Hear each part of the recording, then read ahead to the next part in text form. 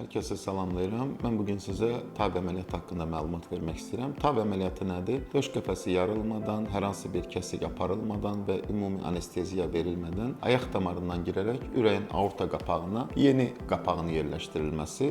Bugün artıq invaziv kardiologiyanın inkişafı ilə bərabər bu rutin bir prosedur halına gəlmişdir. Aorta qapağı yaş keçdikcə, yaş irəlilədikcə kalsifikasiya dediyimiz kireçlənməyə bağlı olaraq daralmaqdadır.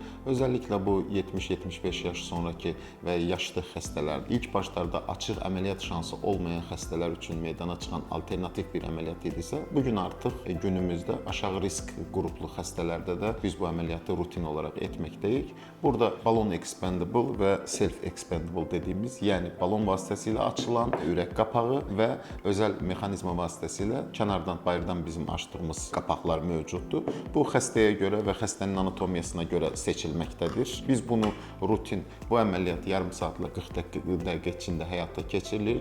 Biz bugün Mərkəzi Gömrük Hospitalı olaraq bu əməliyyatın rutin olunduğu bir mərkəzik və bizim burada öz komandamız, öz texnikimiz və öz görüntüləmə mütəxəssisimiz mövcuddur.